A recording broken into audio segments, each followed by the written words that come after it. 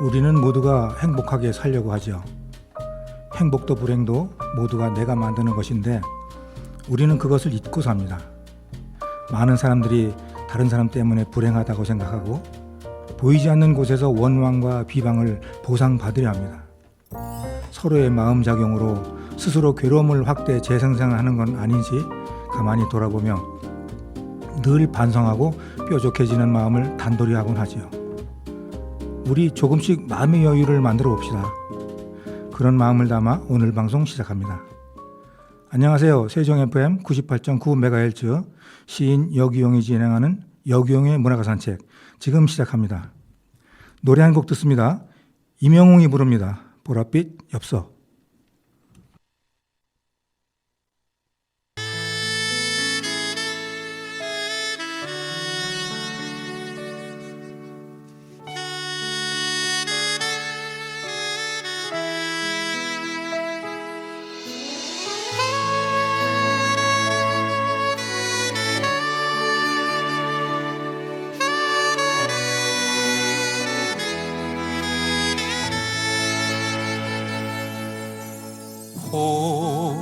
보랏빛 엽서에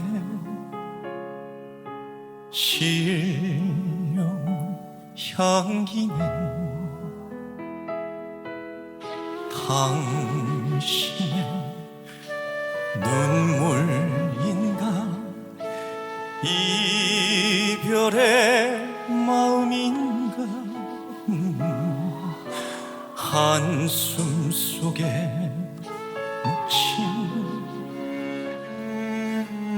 사연 지워보려 해도 떠나버린 당신 마음 붙잡을 수 없네.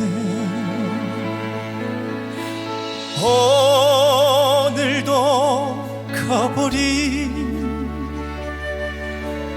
당신의 생각에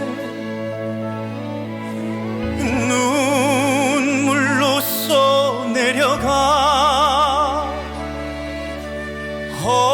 헐룩진 일기장에 다시 못 올 그대 모습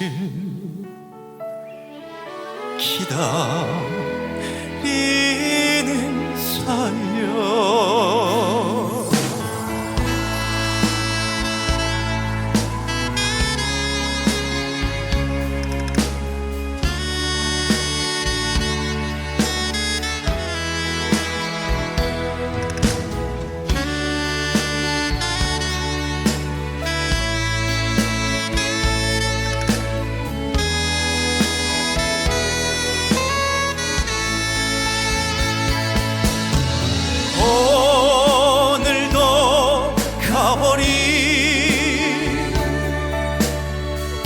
당신의 생각에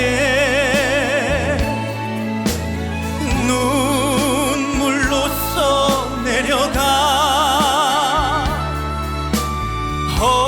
헐룩진 일기장에 다시 못 볼 그대 모습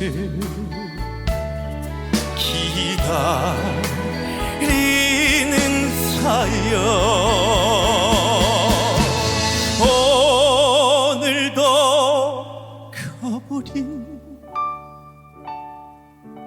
당신의 생각에 눈물로써 내려가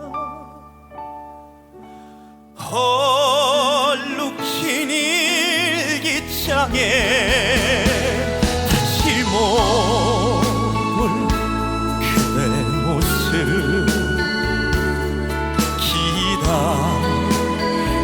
기다리는 사연 다시 못 볼 그대 모습 기다리는 사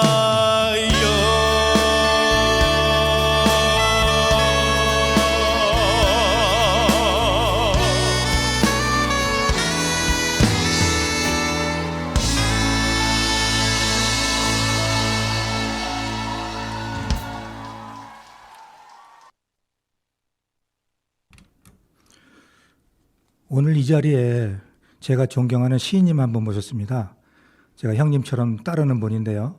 바로 백수문학 회장님이시며 한국문협 세종시 지회장이신 김일호 회장님이십니다.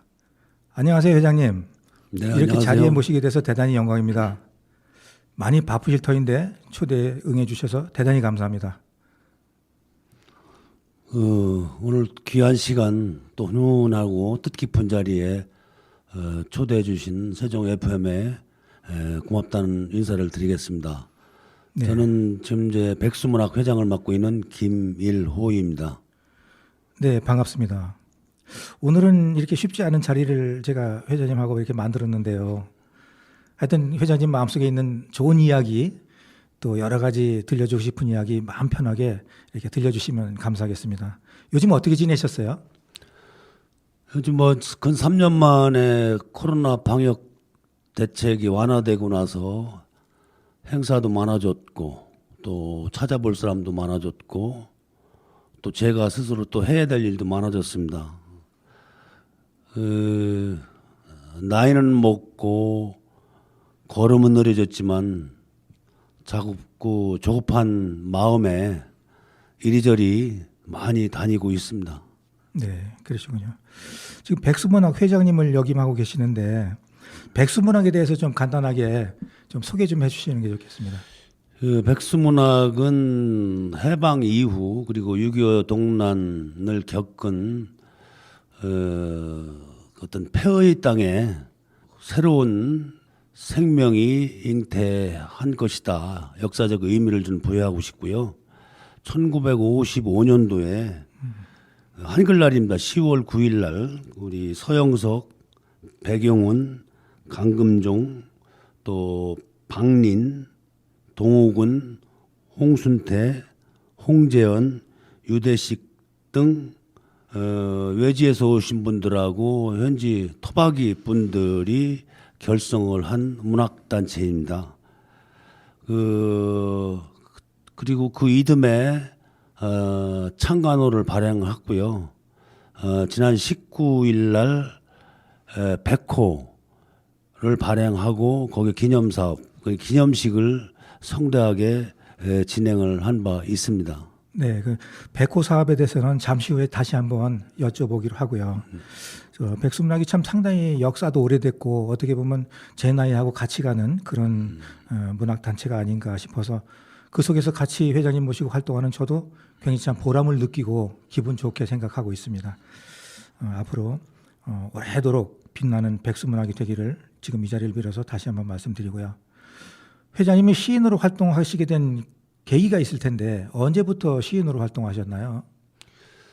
제가 제 글을 활자해서 시인으로 활동한 지는 제가 이제 1980년 초니까요. 좀 오래됐습니다. 근데 저는 이제 원래 태생이라고 할까 하여튼 그 내성적인 성격이다 보니까 어려서부터 글쓰기를 많이 좋아했습니다. 그것이 이제 자연스러운 어떤 훈련이 됐는지 모르지만 또 좋은 분 인연이 돼서 문학회에 들어오게 됐고 지금까지 이르게 됐습니다. 아, 그러시군요. 어릴 때부터 글쓰기를 좋아하셨다는 그런 저하고도 은근히 좀 비슷한 부분이 있는 것 같습니다. 굉장히 오래되셨는데요. 기라성 같은 그 대선배님들 사이에서 백수문학에서는 그때 당시에는 막내 시인으로 활동을 하셨겠네요. 네, 그렇습니다. 1982년으로 기억되는데요. 그 백수문학 회장으로 역임하신 백용원 선생님과 인연이 돼서 선생님 그 집필시를 수시로 드나들면서 많은 것을 배웠고요. 혼나기도 많이 했죠. 그리고 이제 그분이 기라석 같은 유명한 시인분들을 중간중간 많이 소개를 해주셨고, 그래서 제게는 그 글 쓰는데 큰 도움이 됐고요. 현재도 많이 부족하지만 그냥 배우는 자세로 임하고 있습니다. 네, 그러시군요.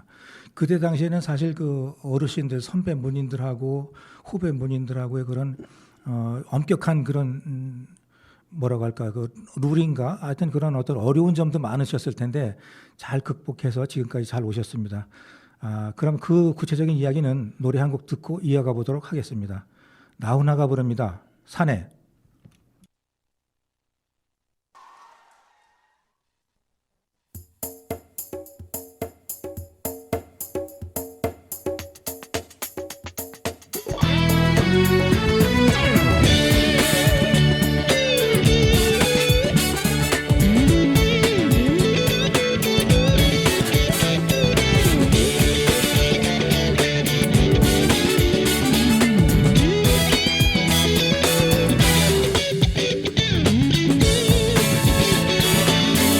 큰 소리로 울면서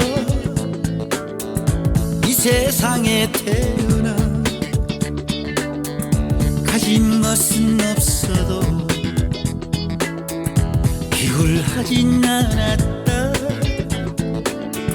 때론 사랑에 빠져 비틀댄 적 있지만 입술 한번 깨물고 사내답게 웃었다. 빙가빙가 하면서 좋아 좋아 하면서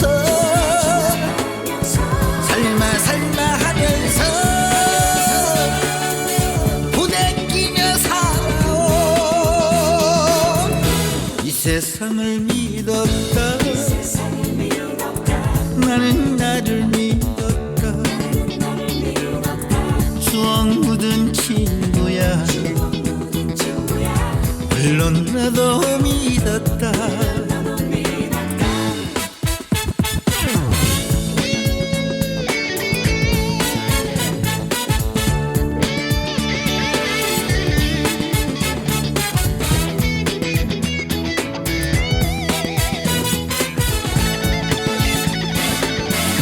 벌거벗은 몸으로 이 세상에 태어나 자랑할 건 없어도 부끄럽지도 않아. 한때 철없던 시절 방황한 적 있지만 소주 한 잔 마시고 사내답게 잊었다. 빙가빙가 하면서 좋아 좋아 하면서 살마 살마 하면서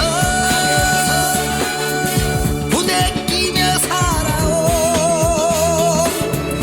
이 세상을 믿었다. 나는 나를 믿었다. 추억 묻은 친구야. 물론 나도 믿었다. 미련 같은 건 없다. 후회 역시도 없다. 사내답게 살다가 사내답게 갈 거다. 사내답게 갈 거다.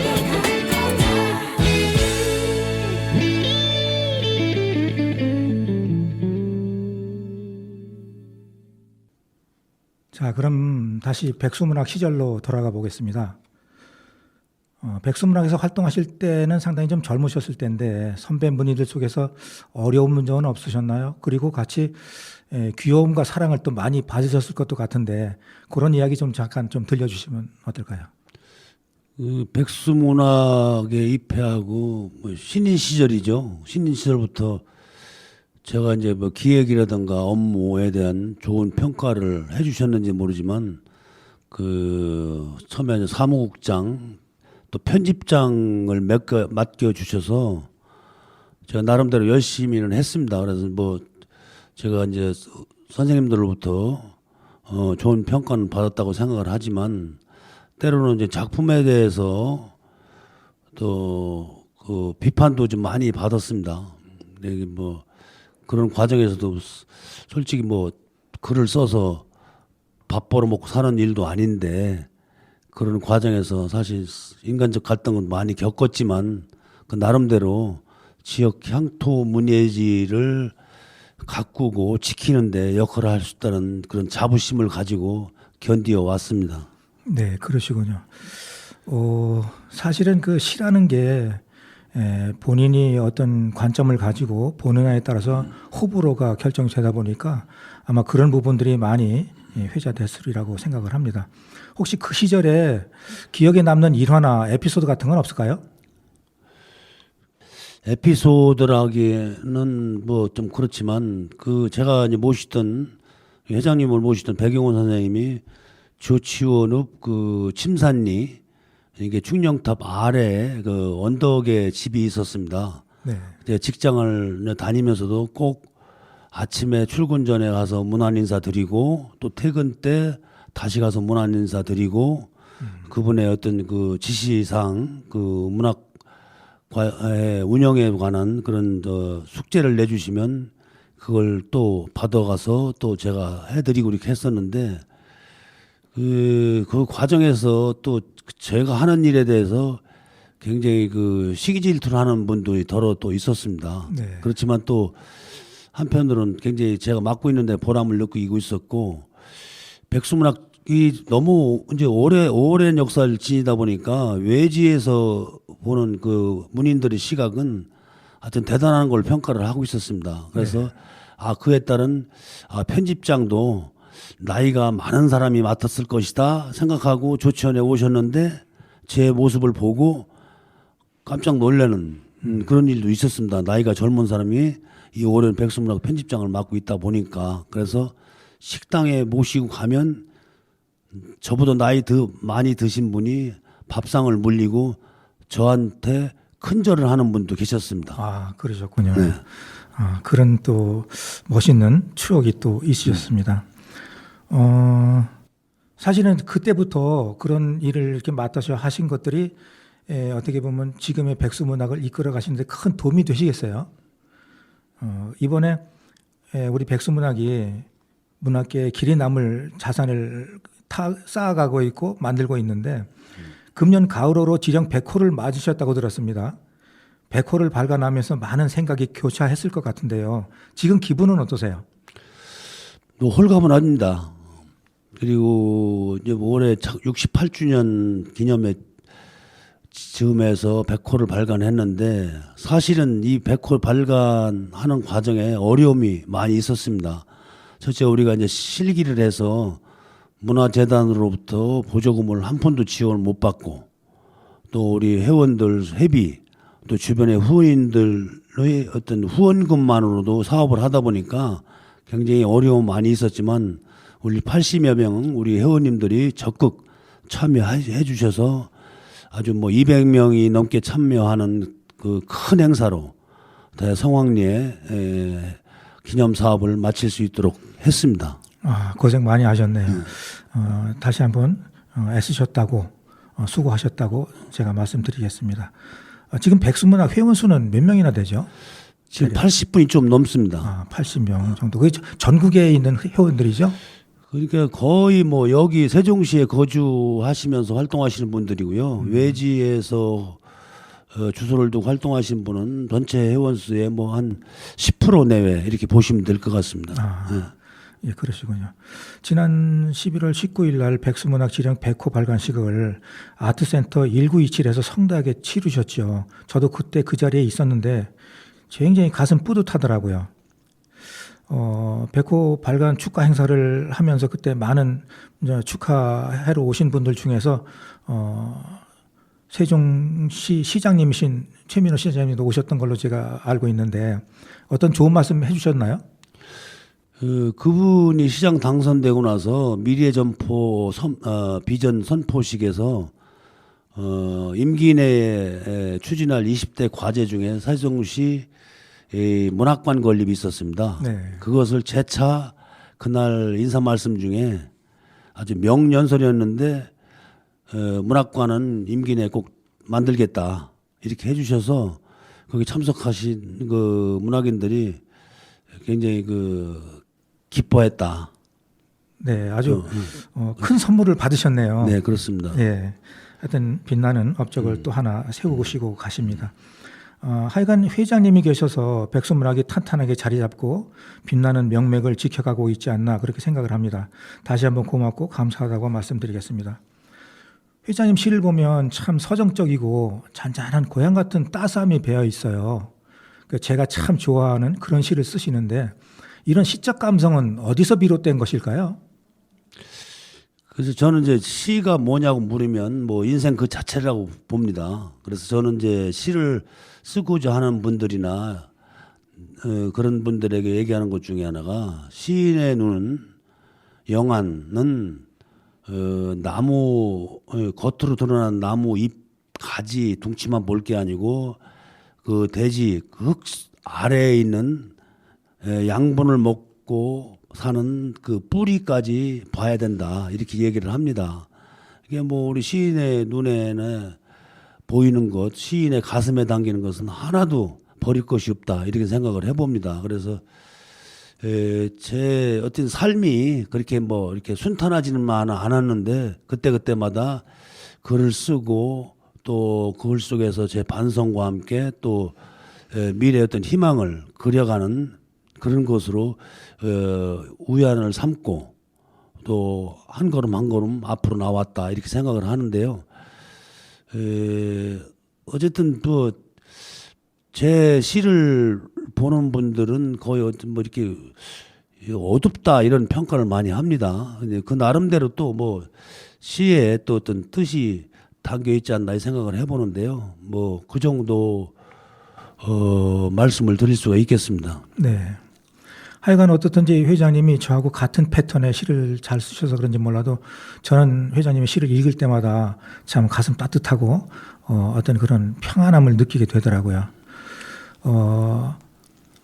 하여튼 그런 부분들이 제가 회장님을 존경하고 따르게 되는 건지도 모르겠습니다.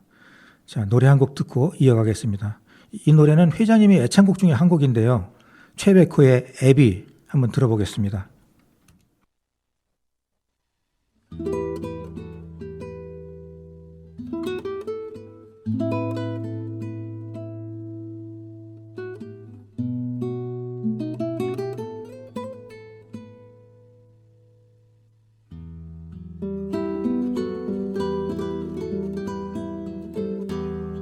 가뭄으로 얼라터진 논바닥 같은 가슴이라면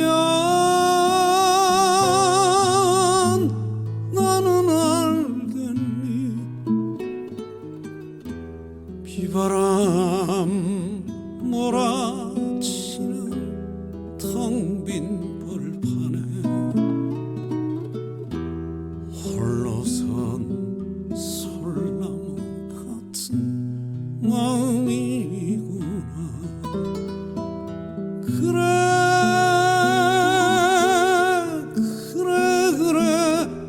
너무 예쁘다. 새하얀 드레스에 내 딸 모습이 잘 살아야 한다. 행복해야 한다. 애비 소원은 그것뿐이다.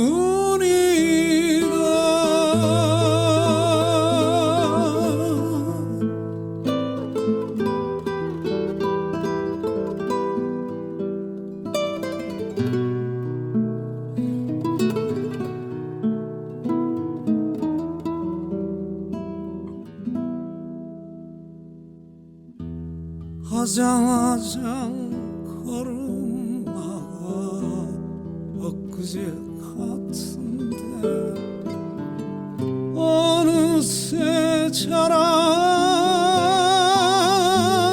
내 곁을 떠난다니. 강처럼 흘러버린 그 세월들이 예비 가슴 속엔 남아있구나.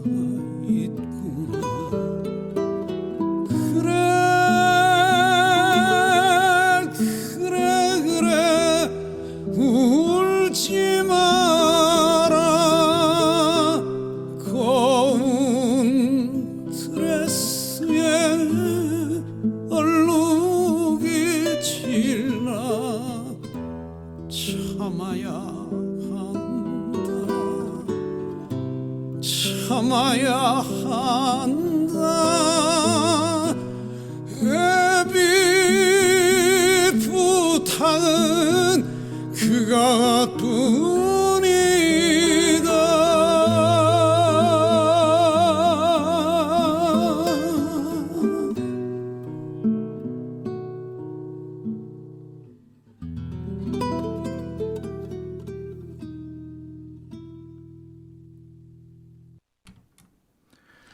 마지막 구절에 애비 부탁은 그것뿐이다 하는 그 노랫말이 참 여운이 길게 남습니다.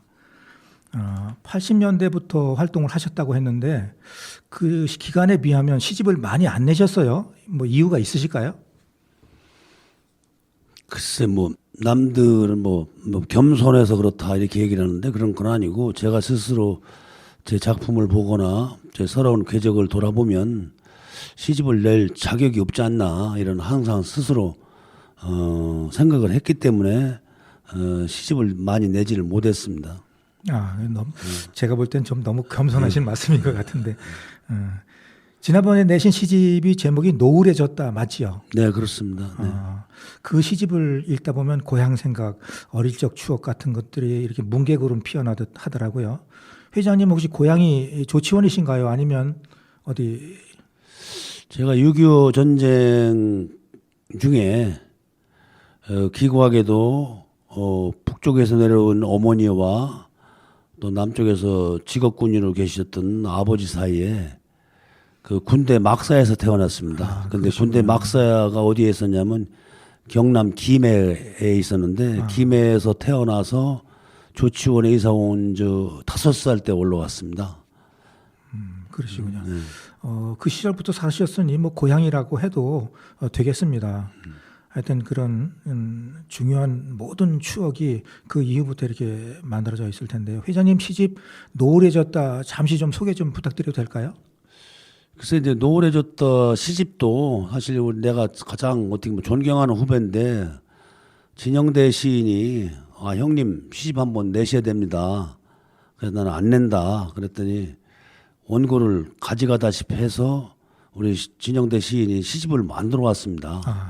근데 이제 사실 이제 제목을 노을에 졌다로 이제 선택한 이유는 우리가 이제 노을을 보면서 하루뿐만 아니고 지나온 인생 과정을 생각하지 않은 사람은 없을 것입니다. 노을이 우리에게 주는 어떤 의미, 뜻이라고 할까? 아마 그 현장에 있으면 뭐 우리가 이제 뭐 촉촉히 젖어준다고 그럴까요? 우리 그 노을에 젖는다. 그래서 그 어떤 느낌이 없는 사람은 이 세상에 시인뿐만 아니라 모두가 그런 느낌을 가질 것이다 이런 생각에서 해봤습니다. 네, 그러시군요. 시집 중에서 회장님께서 제일 가슴에 담고 있는 시 하나 있으면 읽어주시겠어요? 가슴에 담고 있는 시라기보다 그냥 그 편하고 짧은 시 한 편 제가 읽어드리겠습니다. 네, 부탁드리겠습니다. 바다라는 시를 제가 연작 시인데요. 네. 그중에 이제 세 번째 시를 제가 낭독을 해드리겠습니다.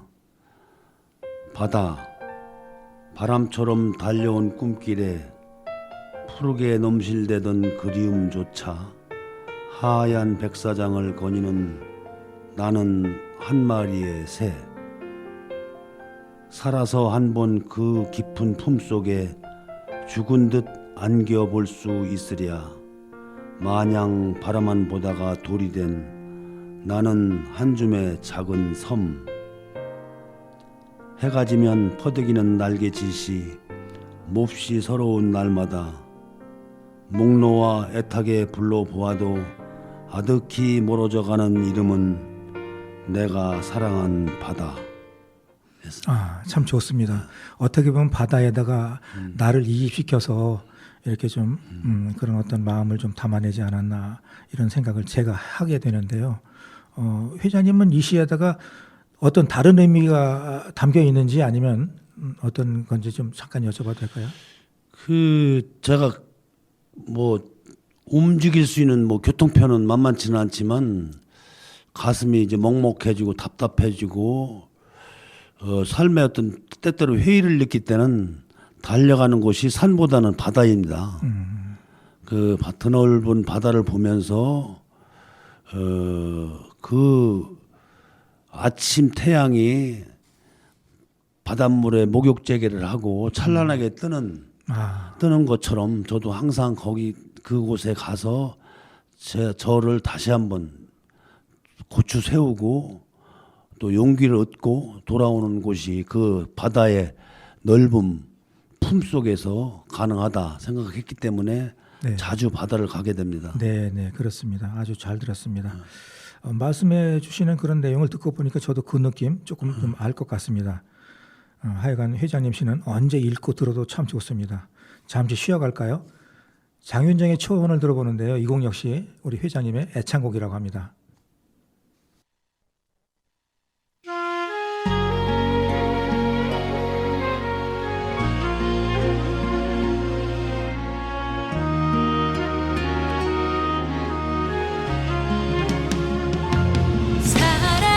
살아서는 갖지 못하는 그런 이름 하나 때문에 그리운 밤 눈물 속에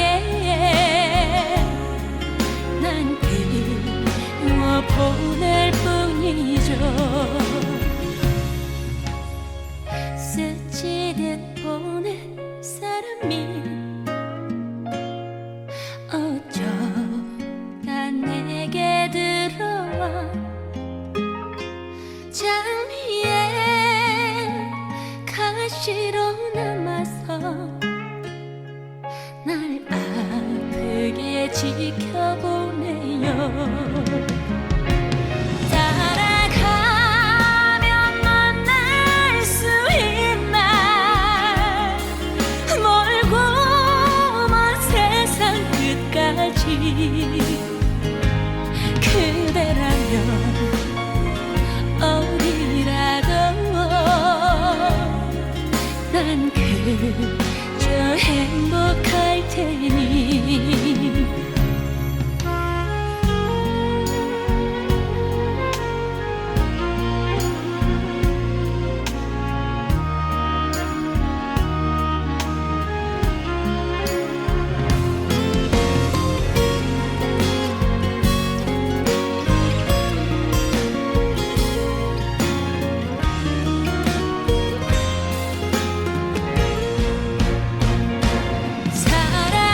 살아서는 갖지 못하는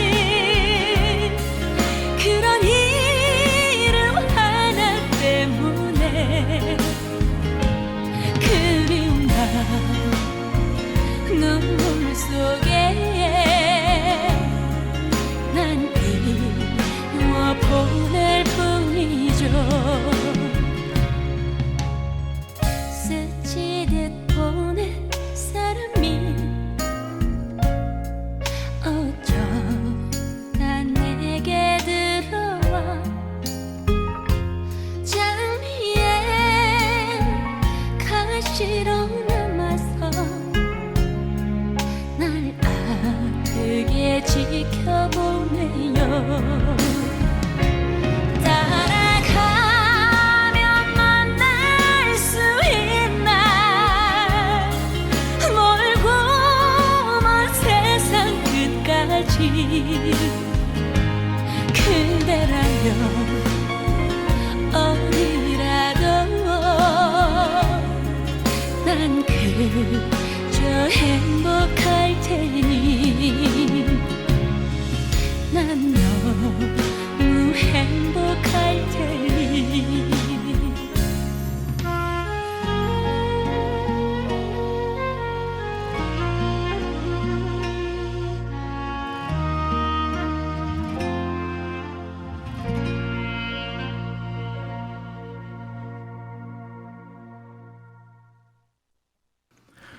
지금 여러분은 98.9MHz 세종 FM 여기용의 문화가 산책을 듣고 계십니다.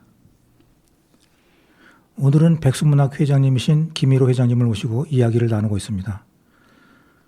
회장님 작년인가요? 우리 세종시에도 문학관 건립의 기초가 되는 조례가 만들어졌죠. 네, 그렇습니다. 우리나라 최고의 문학단체가 있는 이곳에 문학관 하나 없다는 게 어찌 보면 문학인으로서 참 부끄럽기 짝이 없는 일이기도 합니다. 다행히 이번 백수문학 100호 발간식에서 문학관 건립에 대한 그런 확답을 받고 이제 그렇게 됐기 때문에 좀 더 그 속도감 있게 진행될 거라고 제가 추적을 해보겠습니다. 그러면서도 그렇게 진행되는 과정 중에 이런저런 참 복잡한 이야기들이 많이 나왔던 걸로 알고 있는데 어쩌면 그런 부분들이 우리 세종시의 문화예술 발전에 큰 장애 요인이 아닌가 이렇게 또 생각을 하게 되네요. 지금은 특별히 문제되는 부분은 없죠. 그 사실 문학관 건립이라든가 또 아까 말씀하신 그 세종시 문학진흥조례 관련된 것은 우리가 이제 오래전부터 우리가 기대했던 어떤 수건 사업일 수가 있는데요. 우리 전 회장 박영희 전 시의원이 3년 전에 조례를 발의해서 통과된 상황이기 때문에 어느 정도 이제 법적 기반, 제도적 기반을 이제 갖췄기 때문에 이것이 이제 공론화됐다 이렇게 생각을 하게 되겠습니다. 회장님 시집으로 한번 다시 넘어가 보겠습니다. 시집을 보다가 제가 참 좋아하는 시가 눈에 들어오더라고요. 그 시를 제가 한번 읽어드리도록 하겠습니다. 아버지라는 이름 김밀호. 5월의 훈풍에도 나무는 뼈마디마다 흔들린다. 불러도 들리지 않는 아버지라는 이름의 석자. 불빛 출렁이는 저수지 속에 명함을 찢어 띄웠다. 어둠과 바람과 무거운 산 앞에 아버지는 무력했다. 그날 밤 아버지란 이름은 뿌리째 흔들렸다. 저도 아버지에 대한 특별한 그리움이 있다 보니 이 시간 눈에 확 들어왔나 봅니다. 제 마음속의 아버지와 지금 아버지라는 이름의 나와 교차되는 그 무엇이 가슴 먹먹하게 하더라고요. 혹시 두 번째 시집 발간 계획은 없어요? 글쎄 2년 전에 그 제 칠순잔치 기념으로 발간을 할 계획이 있었는데 하필 그 코로나가 터지는 바람에 그 추진을 하지 못했습니다. 그래서 이제 두 번째 시집은 올 연말이나 내년 초에 한번 발간을 할까 이런 계획을 가지고 있습니다. 예, 기대하겠습니다. 꼭 회장님은 한 번이 아니라 앞으로 여러 번의 지금까지 그 살아온 이야기를 담은 멋있는 시집을 출판하셔서 좀 보여주셨으면 좋겠습니다. 지금 백수문학회 이외에도 한국문인협회 세종시 지회장도 회장님이 맡고 계시는 줄 알고 있는데 세종시 문학 발전을 위한 제안이나 좋은 보관이 있으시면 이번 기회에 좀 소개 좀 해주시지요. 문학 발전의 가장 기초가 되는 것은 이 지역에서 활동하는 문인들이 좀 뭐 다양성을 조화로 좀 승화시키는 그런 것이 필요하겠다 이런 생각을 해봅니다. 뭐 이제 문학에서 뭐 진보다 보수다 이념적 논쟁을 앞세워서 갈등을 겪는 것보다는 그 문학의 어떤 그 우리 나갈 방향을 좀 잘 정립을 해서 한 마음 한 뜻으로 나가야 된다고 생각을 하는데 특히 그 세종시는 그 행정 수도로 발전해가는 과정에서 그 지역 간 어떤 문화적 이질감도 있고 외지에서 온 분들하고 현 토박이 분들하고 그런 갈등도 없지 않아 있습니다. 이런 것이 결국 문학인들이 중간에서 해결을 해주고 그 역할을 해줘야 된다 생각을 했기 때문에 그런 것이 결국 기폭제가 돼서 세종시 문학은 더 발전 가능성이 있다 이 생각을 해봅니다. 네, 좋은 말씀 잘 들었습니다. 하여간 요즘 들어서 예전과 다르게 우리 시인들의 활발한 활동들이 눈에 띄기도 하더라고요. 특히 세종시인협회 장석춘 회장께서 새롭게 시도하는 유튜브 방송 세종시에 반하다나 시인 정담 같은 그런 것들은 침체된 우리 세종시 문학 발전에 새로운 바람이 되지 않나 그렇게 생각합니다. 그런 것들이 서로 가지고 있는 심리적인 어떤 갈등을 잘 버무려서 해소해 나가는 그런 활동들이 됐으면 더없이 좋겠다는 생각을 한번 해봅니다. 하여튼 그래서 앞으로 우리 세종시 문학 발전에 대한 좋은 예감이 듭니다. 이번 기회에 우리 문학인들이 한마음으로 뭉쳐서 새로운 문화예술 분위기를 만들어야 되지 않을까 생각을 한번 해봅니다. 참 하나 궁금한 거 있는데요. 회장님이 필명이 달빛이잖아요. 네. 그렇게 이름 지으신 뭐 연유 같은 게 있나요? 그래서 이제 우리가 빛의 의미를 좀 더 깊이 생각을 하게 되면 태양의 고마움보다 어둠을 밝히는 달빛의 고마움을 더 강하게 느낄 수밖에 없습니다. 네. 빛과 어둠은 항상 이제 상존하는 것이기 때문에 그래서 어둠을 밝히는 어둠의 길을 밝히는 그런 사람으로 살고자 그런 이름을 지었습니다. 네, 아주 의미가 크신 이름이군요. 달빛 참 좋습니다. 잔잔하고. 필명만 듣고도 회장님이 방금 말씀해 주셨지만 그런 인품을 미루어 짐작할 수 있을 것 같더라고요.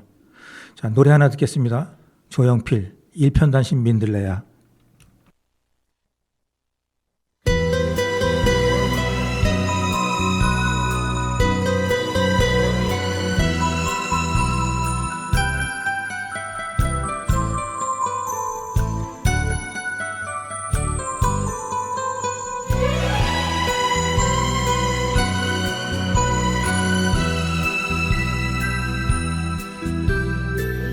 늦은 밤에 씨 뿌렸네. 사랑의 물로 꽃을 피웠네. 처음 만나 맺은 마음 일편단심 민들레야. 그 여름 어인 광풍 그 여름 어인 낙엽지듯 가시였다. 행복했던 장미 인생 비바람에 꺾이니 나는 한떨기 슬픈 민들레야. 긴 세월을 하루같이 하늘만 쳐다보니 그의 목소리는 어디에서 들을까. 일편단심 민들레는 일편단심 민들레는 떠나지 않으리라.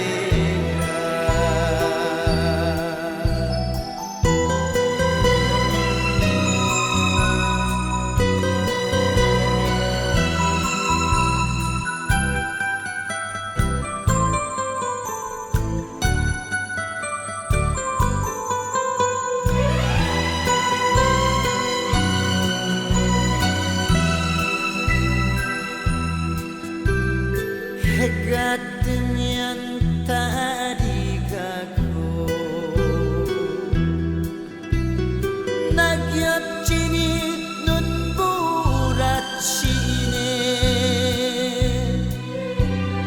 기다리고 기다리는 일편단심 민들레야. 가시밭길 산을 넘고 가시밭길 산을 넘고 강을 건너 찾아왔어. 행복했던 장미 인생 비바람에 꺾이니 나는 한떨기 슬픈 민들레야. 긴 세월을 하루같이 하늘만 쳐다보니 그의 목소리는 어디에서 들을까. 일편단심 민들레는 일편단심 민들레는 떠나지 않으리라.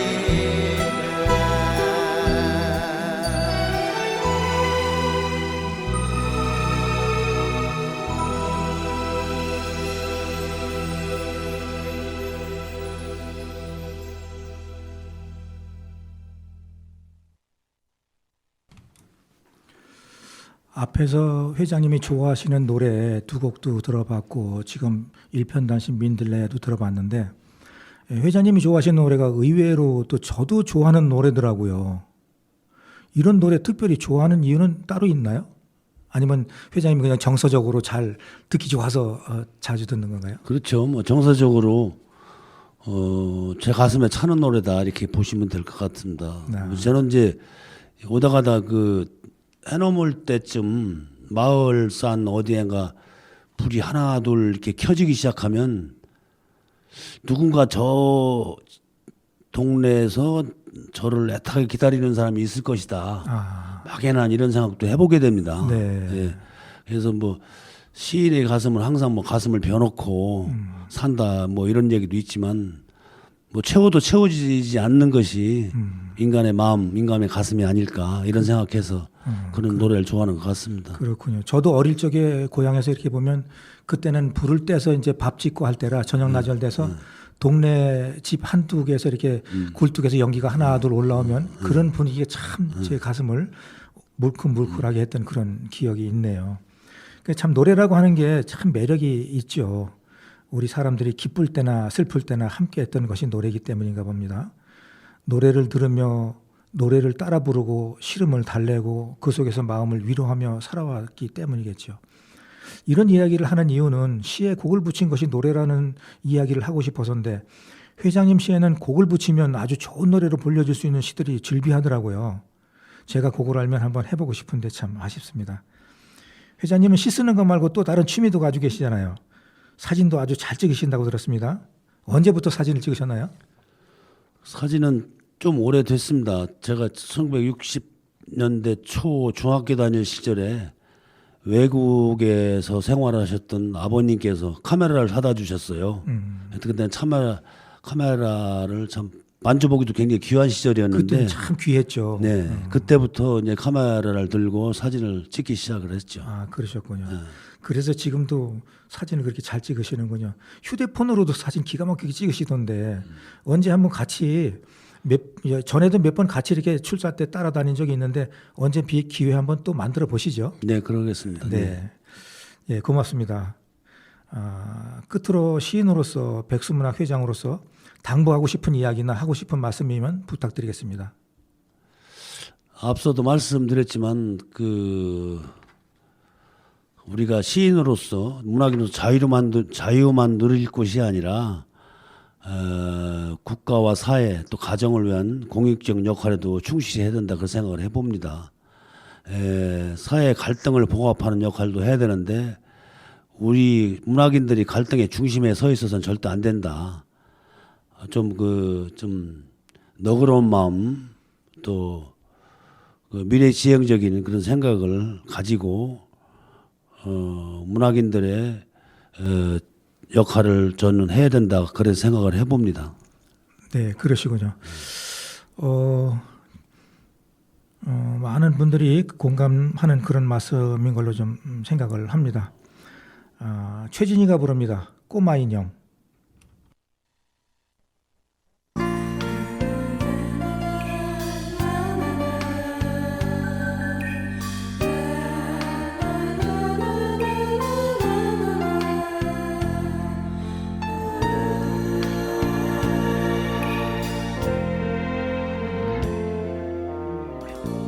낮밤 황홀한 시간을 난 잊을 수가 없어요.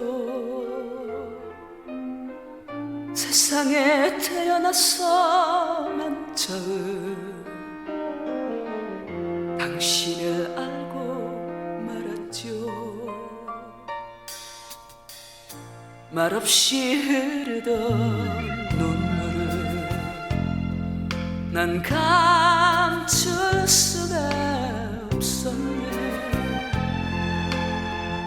창문에 부딪히는 빗방울을 하나 둘 세고 있었죠. 늦어도 그날까지 약속만을 남겨둔 채로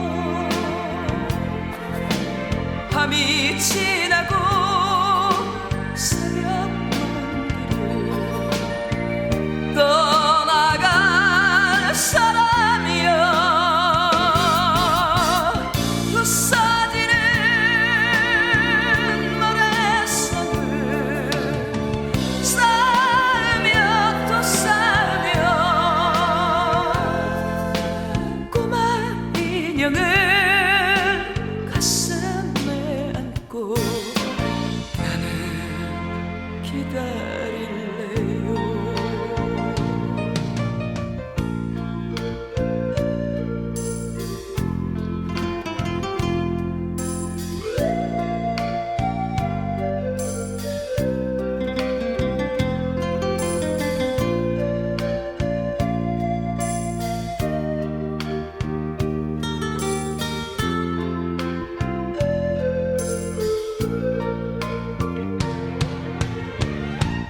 늦어도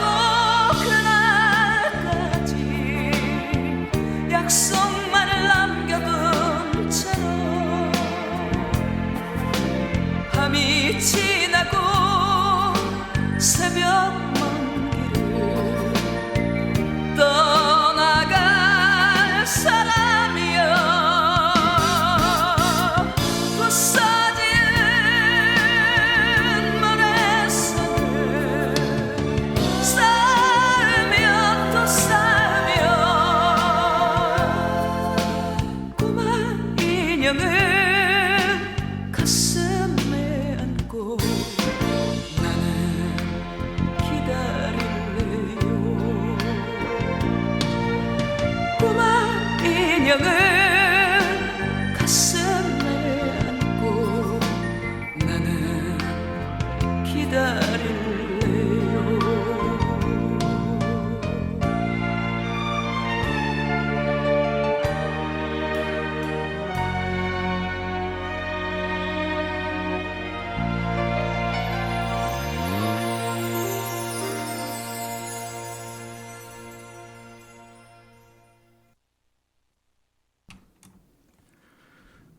지금 여러분은 98.9MHz 세종 FM 여기용의 문화가 산책을 듣고 계십니다. 백수문학회 김효루 회장님을 모시고 이런저런 얘기를 나누다 보니까 벌써 시간이 다 되었네요. 앞으로도 더욱 건강하시고 우리 세종시 문학 발전을 위하여 큰 힘이 되도록 기둥이 되어 주실 것을 부탁드리겠습니다. 바쁘신데 이렇게 자리를 함께해서 백수문학과 세종시 문학인들을 위한 좋은 말씀 해주셔서 대단히 감사합니다. 오늘의 끝곡 배호의 돌아가는 삼각지 들으면서 이 시간 마치겠습니다. 지금까지 시인 여기용이었습니다. 다음 시간에 뵙겠습니다. 본 방송은 시청자 미디어 센터와 함께 방송통신발전기금을 지원받아 청취자가 직접 제작한 프로그램입니다.